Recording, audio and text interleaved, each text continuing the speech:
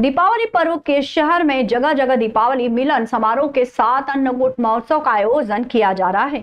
इसी क्रम में चारधाम मंदिर स्थित आश्रम में गोवर्धन पूजा के साथ भव्य अन्नकूट महोत्सव का आयोजन किया गया।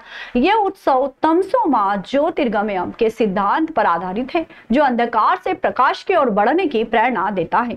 मंदिर के संस्थापक संत महामंडलेश्वर शांति स्वरूपानंद महाराज के सानिध्य में भक्तों ने यह आयोजन संपन्न किया।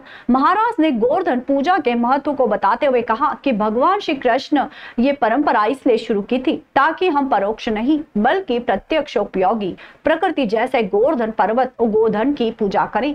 यह त्योहार समरसता और एकजुटता का प्रतीक है। भगवान ने स्वयं पूजन के बाद सभी को भोग खिलाया।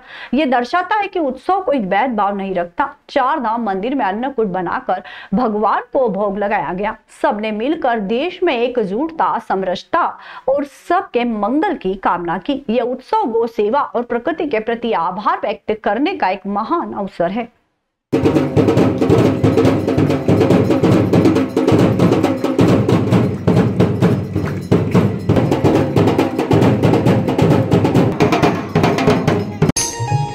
लंका रावण की लंका जो पार्वती जी का ही महल था, वही नाथ ने समझाया। पार्वती ने कहा दुष्ट मेरा घर ले जा रहा, मेरी सारी जिंदगी की मेहनत थी, बाबा ने बड़ी मुश्किल से बनाया, तेरी इस महल को तो मैं ही चलाऊंगी।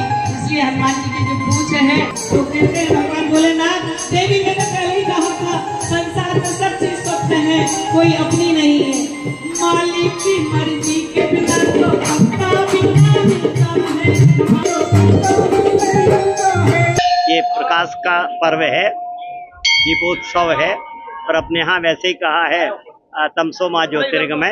हम सब लोग अंधकार की ओर नहीं बढ़ते हैं, प्रकाश की ओर बढ़ते हैं। प्रकाश जीवन को सुख देने वाला है, प्रकाश ही जीवन में अज्ञान के अंधकार को मिटाने वाला है। इसलिए हम प्रकाश की आराधना करते हैं, प्रकाश को पूजते हैं और प्रकाश का उत्सव मनाते हैं। उसी परंपरा में अब जब दीपावली होती है तो उसके बाद गोवर्धन पूजा होती है। भगवान श्री कृष्ण ने ऐसा कहते हुए कि हम परोक्ष देव की नहीं अपरोक्ष देव की पूजा करेंगे। परोक्ष हमने कहाँ देखा है, कौन है भगवान, कौन है इंद्र, हमने देखा ही नहीं है। इसलिए हमने जिससे जो हमारे लिए उपयोगी हैं, वो पहाड़ है, गोवर्धन है, वो झरने हैं, वो पानी है, वो वृक्ष है और वो प्रकृति है, हम उसकी पूजा करें। वो हमारा पालन करती है, हमारा जीवन है।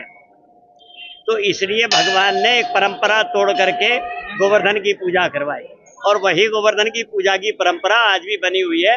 और मुझे ऐसा लगता है कि यह परंपरा सबको मिलजुल करके मनाने की परंपरा है, सनातनियों को एक करने की परंपरा है, समरसता की परंपरा है। ना कोई ऊंचा है ना कोई नीचा है। ये दिखाता है गोवर्धन पूजा में कि सब मिलजुल करके आओ। भगवान ने स्वयं भी कहा था पूजन के बाद कि सबको खिलाओ, बूढ़ों को खिलाओ, जवानों को खिलाओ, सपच को खिलाओ, चांडाल को खिलाओ, कुत्तों को खिलाओ, गाय को खिलाओ, तो कोई भूखा ना जाए, यहाँ से सबको खिलाओ। तो इसका मतलब है ये तो समरसता होगी।